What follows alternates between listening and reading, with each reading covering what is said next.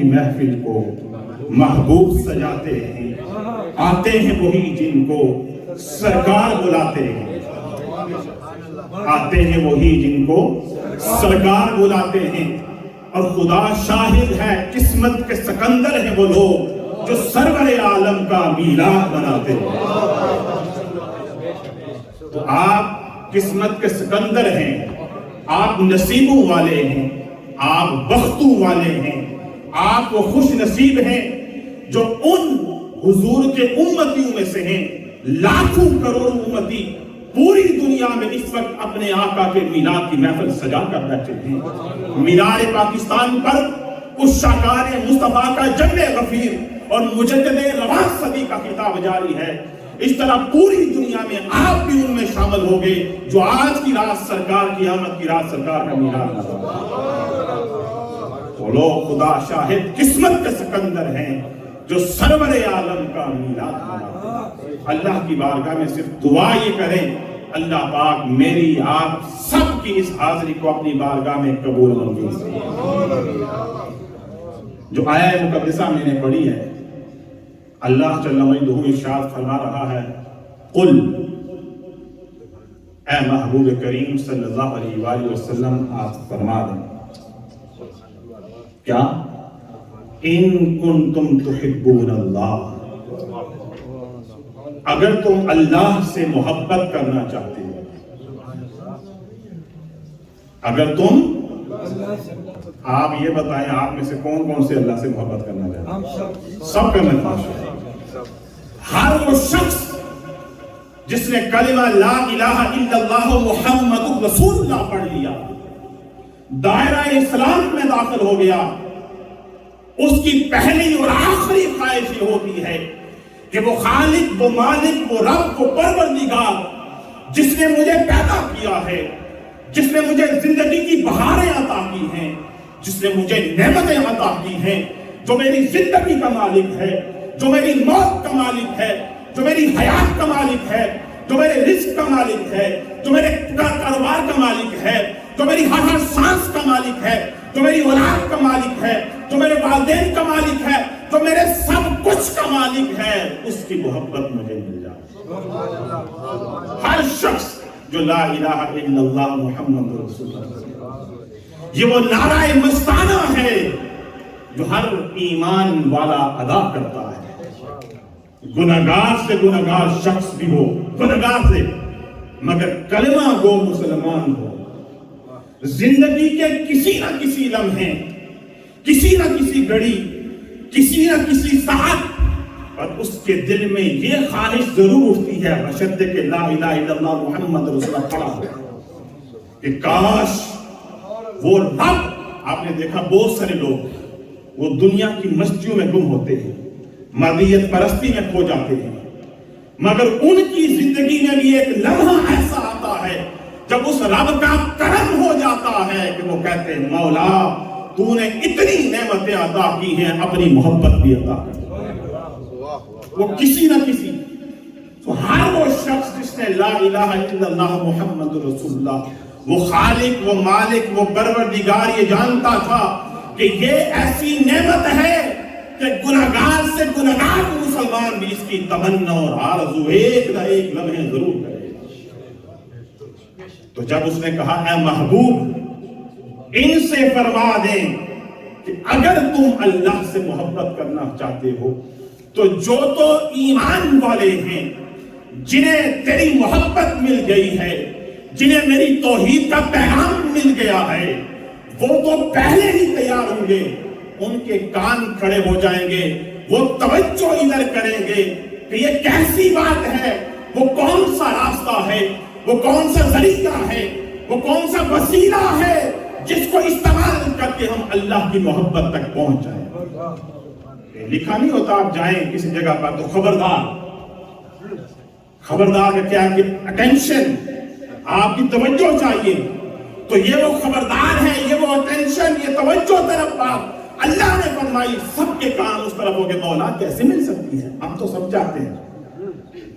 فرمایا فَاتَّبِعُونِي، اے محبوب انہیں فرما دو کیا اگر تم میری محبت چاہتے ہو، اگر میرا قرب چاہتے ہو، میری رضا چاہتے ہو، میری عطا چاہتے ہو، میرا کرم چاہتے ہو، میری رحمتیں چاہتے ہو، زندگی میں عزتیں چاہتے ہو، رفعتیں چاہتے ہو، بلندیاں چاہتے ہو، اے لوگوں یاد رکھو اس کا ایک ذریعہ، ایک وسیلہ ہے، فاتبعونی، میرے محبوب کی اتباع کے اندر آ کر اس کی دہلیز پر اپنی جبینوں کو جھکا دو۔ فاتبعونی، میرے محبوب کی اتباع میں آ جاؤ۔ مولا کیا تیری محبت تیرے محبوب کی اتباع میں آنے سے، تیرے محبوب کے قدموں میں آنے سے، وہاں پر اپنے سروں کو جھکانے سے مل جائے گی۔ اللہ فرماتا ہے محبوب انہیں خوشخبری دو گے، انہیں بتاؤ تیرے پیارے ہیں، تیرے امتی ہیں، تو اپنی امت سے بڑا پیار کرتا ہے، تو صبح و شام امتی امتی کہتا رہتا ہے، تو سفر میں ہو یا حضر میں ہو تو ان کے لیے دعائیں کرتے رہتا ہے۔ حتیٰ کہ میں تجھے اپنے زیارت کے لیے معراج کی رات بلانا چاہتا تھا، محبوب اس وقت بھی تیرے لب پر امتی امتی کی صدائیں ہیں، محبوب تم سے بڑا پیار کرتا ہے۔ اس پیار کی خاطر انہیں یہ بتا دے کیا کہ اگر یہ تیری تحریف پر آ جائیں گے، تیری غلامی کا پٹا اپنے گلے میں ڈال لیں گے، ارے میری محبت تو ملے گی، جو بکم اللہ بھی اللہ بھی ان سے محبت کروں گا۔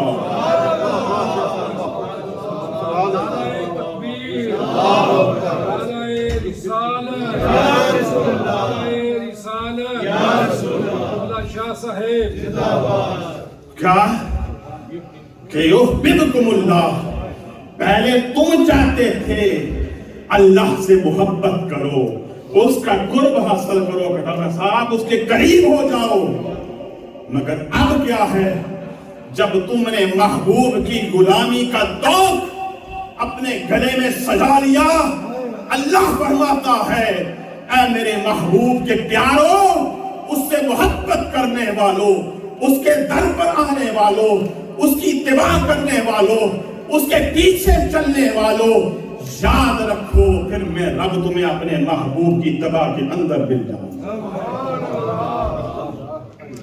اس لیے ہر ایک مسلمان کلمہ گو مومن وہ جب رسول خدا کی اتباع کیا ہے، اور رسول خدا کی اتباع کے بعد بغیر رب نہیں مل سکتا، اور رسول خدا کی اتباع میں آ جاؤ گے، من یطع الرسول فقد اطاع اللہ، جس نے رسول کی اطاعت کی اس نے گویا اللہ کی اطاعت کی۔ یہی وہ وجہ ہے کہ کوئی عبادت ہو، نماز ہو، روزہ ہو، حج ہو، زکوٰۃ ہو، وہ رسول خدا کی اتباع کے اندر ہوگی تو قبول ہوگی، اور رسول خدا کی اتباع کے اندر نہیں ہوگی، تم 7 لاکھ سجدے کرتے رہو، لاکھ قرآن پڑھتے رہو، لاکھ حج کرتے رہو، لاکھوں روزے رکھتے رہو، اگر محبوب کی اتباع کے اندر نہیں ہے تو پھر تمہاری نمازیں بھی بیکار، روزے بھی، حج، زکوٰۃ سب کچھ بیکار ہو جائے گا۔ اسی لیے رسول خدا صلی اللہ علیہ وآلہ وسلم نے جب نماز کا حکم آ گیا، وہ نماز جو 700 مرتبہ سے زائد قرآن میں اللہ نے حکم فرمایا، تو رسول خدا نے کیا فرمایا؟ صلو کما رأیتمونی اصلی۔ اب نماز پڑھو، محبوب کیسے پڑھیں؟ اب یہاں پر ایک نقطہ عرض کر دوں، یہ نہیں فرمایا کما اصلی، جس طرح میں پڑھتا ہوں۔ حدیث کے الفاظ ہیں صلو، نماز پڑھو، کما رأیتمونی، جس طرح مجھے پڑھتے دیکھو اس طرح نماز پڑھا۔ یہ نہیں فرمایا کہ جس طرح میں پڑھتا ہوں، نہیں فرمایا جب میں نماز پڑھوں اے میرے عاشقو، اے میرے امتیو، بس میری طرف دیکھتے رہنا، اے ابو بکر و عمر، اے عثمان و علی، اے بلال، سب دیکھو، اللہ نے نماز کا حکم کر دیا ہے، فرض کر دی گئی ہے، اب مجھے دیکھتے رہو، میں کھڑا ہوں تو سمجھو ایسے کھڑے ہو جاؤ، میں رکوع میں جاؤں تو دیکھو اس طرح رکوع میں جاؤ، میں سجدے میں جاؤں تو اس طرح سجدہ کرو، اللہ قبول۔ کما رأیتمونی اصلی، جس طرح میں کرتا جاؤں گا. ارے اس لیے فرمایا مجھے دیکھو. وہ محبوب ہمیں اپنی طرف توجہ کروا رہا ہے، اس لیے کروا رہا ہے. کہتا ہے میرے امتیوں، تمہارے رب تک پہنچنے کا راستہ میری اتباع کے اندر ہے. مجھے دیکھتے رہو، جس طرح میں کرتا جاؤں تم بھی کرتے جاؤ. یا رسول اللہ کرتے جائیں گے. کہا اس طرح دو چیزیں ہوں گی، تمہاری نماز بھی قبول ہوگی، تم اللہ کی سنت بھی ادا کرو گے. عرض کیا یا رسول اللہ کیسے؟ فرمایا تم نے قرآن نہیں پڑھا؟ اللہ فرماتا ہے قَدْ نَرَا تَقَلُّبَ وَجْهِكَ فِي السَّمَاءِ فَلَنُوَلِّيَنَّكَ قِبْلَةً تَرْضَاهَا. اے محبوب ہم تجھے تکتے رہتے ہیں، تیری طرف نگاہیں مرکوز رکھتے ہیں. جب تو نماز ادا کر رہا تھا تیرا منہ قبلہ اول کی طرف تھا، تو چاہتا تھا بیت اللہ شریف کو قبلہ مسلمانوں کا بنا لیا جائے. تیرے دل میں خیال آیا، تو بار بار اپنی نگاہوں کو آسمان کی طرف اٹھا رہا تھا، تو نماز میری پڑھ رہا تھا. محبوب ہم تجھے تک رہے تھے، تو میری عبادت کر رہا تھا. وہ تکنے میں جب تو نے چہرہ آسمان کی طرف کیا، ارے اتنا پیار آ گیا ہم نے قبلہ کو بدل کر فلسطین سے مکہ بیت اللہ کو بنا دیا. تو فرمایا جب میں نماز پڑھتا ہوں میرا رب مجھے دیکھتا رہتا ہے. اے امتیوں مجھے دیکھتے رہو، تمہاری نمازیں ہوتی رہیں گے، تمہارے سجدے ہوتے رہیں گے، تمہارے رکوع ہوتے رہیں گے، تمہارے قیام ہوتے رہیں گے، تمہاری تسبیحات ہوتے رہیں گی.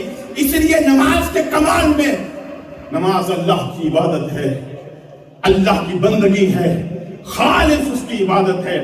مگر نماز کو کمال اس وقت ملتا ہے جب انسان بیٹھ کر تشہد میں اپنے نبی سے عرض کرتا ہے السلام علیکہ یا ایھا النبی ورحمۃ اللہ وبرکاتہ.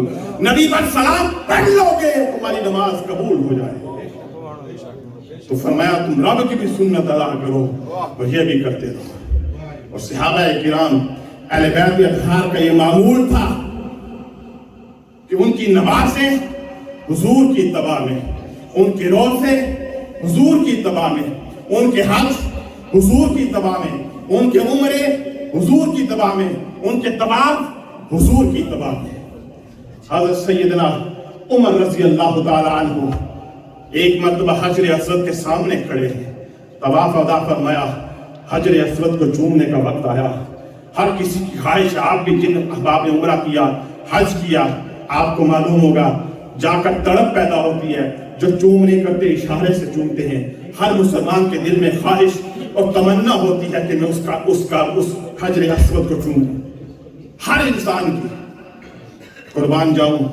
حضرت سیدنا عمر رضی اللہ تعالی عنہ آپ اس حجر اسود کے سامنے کھڑے ہیں، کوئی رکاوٹ نہیں ہے، چومنا چاہتے ہیں. دل میں خیال آیا، اس حجر اسود کو مخاطب کر کے کہا اے حجر اسود تیری بڑی فضیلت ہے، تیری بڑی عظمت ہے، تیری بلندی ہے، تیری رفعت ہے، مگر یاد رکھ میں تجھے کسی فضیلت کی وجہ سے نہیں اس لیے چومتا ہوں مصطفیٰ کو چومتے ہوئے دیکھا، تیری کسی بلندی کی وجہ سے نہیں. اتباع رسول فاتبعونی، جس طرح مصطفیٰ کرتے رہے، مصطفیٰ نے جس طرح رکوع کیا، سجدہ کیا اس طرح کیا، جس طرح روزہ رکھا اس طرح رکھا. اگر مصطفیٰ نے حجر اسود کو چوما ان کی عبادت بن گئی. مصطفیٰ نے 7 چکر لگائی عبادت بن گئی. پہلے 3 چکروں میں شانے اٹکا کر چلے اس طرح سنت بن گئی. جو مصطفیٰ کرتے رہے اسی کو صحابہ فالو کرتے رہے. سبحان اللہ. تو بات ہو رہی تھی نماز کی، وہ نماز جو اس کا 700 سے زائد مرتبہ اللہ جل مجدہ نے قرآن مقدس میں حکم ارشاد فرمایا. صحابہ کرام رضوان اللہ تعالی علیہم اجمعین جب نماز بھی ادا کر رہے ہوتے، نماز خالص اللہ کی، تو اس وقت اگر حضور علیہ السلام بلا لیتے، قرآن میں اللہ نے فرمایا یا ایھا الذین آمنوا استجیبوا للہ وللرسول اذا دعاکم. اے ایمان والو جب تمہیں اللہ اور اس کا رسول بلائے فوراً دوڑ کے چلے جاؤ. اب تم جس حالت میں ہو، تم نماز کے قیام میں ہو، رکوع میں ہو، سجدے میں ہو، मशहद में हो, महबूब बुलाए, तुम्हारी नमाज ये है, उस नमाज को छोड़कर महबूब का दीदार करने चले जाए।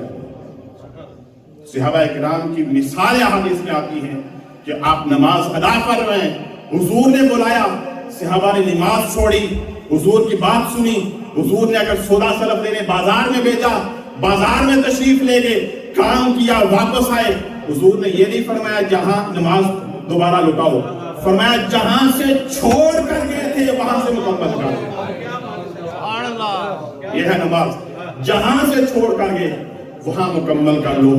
और फिर नमाजों के इमाम, आशिकों के इमाम, ताजदार हल अता, मौला मुश्किल कुशा, शेर खुदा हैदर करार का बड़ा मशहूर वाक़या आपने सुना होगा। वो हैदर करार, वो मौला कायनात, वो मौला अली करमल्लाहु वजहुल करीम अलैहिस्सलाम, आप जिसने अपनी आंख खोली तो चेहरा मुस्तफा को देखा, जिसने अपनी आंख खोली तो काबातुल्लाह के अंदर अपने आप को पाया, जिसका उठना, मरना, बैठना, चलना, फिरना सब कुछ इत्तबाए रसूल के अंदर था, जिसने रसूल की गोद में आगोश में परवरिश पाई है, जिसका रसूल ने सिखाया चलना फिरना कैसे है, उठना बैठना कैसे है, खाना पीना सब कुछ रसूल खुदा सिखा रहे हैं।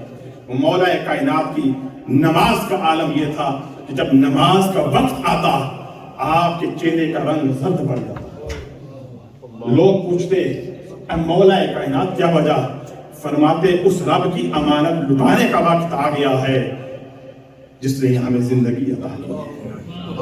इतना, और हत्ता के नमाज के अंदर इतना महव हो जाते, इतना कि दुनिया व माफिया से बेखबर हो जाते। एक मर्तबा आपको जंग के दौरान आपकी पिंडली में तीर लग गया, लोगों ने बहुत कोशिश की निकालने की। किसी जानने वाले ने कहा कि मौला कायनात को बड़ी तकलीफ है, एक वक्त ऐसा आता है अगर तुम इनको कत्ल भी कर दोगे तो तकलीफ नहीं होगी। पूछा कौन सा, कहा जब ये अपने रब के हुजूर नमाज के लिए खड़े। उन्हें छोड़ दिया तीर, आप नमाज के लिए खड़े हुए, अल्लाह अकबर क्या कर, अल्लाह की बारगाह में हाजिर हो गए। एक और बात ज़हन में आ गई, जल्दी से अर्ज करके फिर इंशाअल्लाह इजाज़त दूंगा। किसी ने आपसे पूछा या अली, जिस रब की इबादत करते हो क्या कभी उसको देखा? क्योंकि हुजूर ने फरमाया अंता अब्दुल्लाह का अन्नका तरा, हर मुसलमान मोमिन अल्लाह की इबादत ऐसे करो जैसे तुम उसको देख रहे हो। फ़इन लम तकुन तरा फ़इन्नहु यराक। और अगर तुम ना ये कैफियत हो तो ये सोच लो, ये कैफियत बना के रब तुम्हें देगा। तो किसी ने मौला कायनात से पूछा कि आपने कभी रब को देखा? आपने फरमाया मैं नमाज के लिए खड़ा होता हूँ, सजदे के अंदर जाता हूँ, उस वक्त तक सर नहीं उठाता जब तक अपने रब को देखूं। ये नमाज में कैफियत का आलम।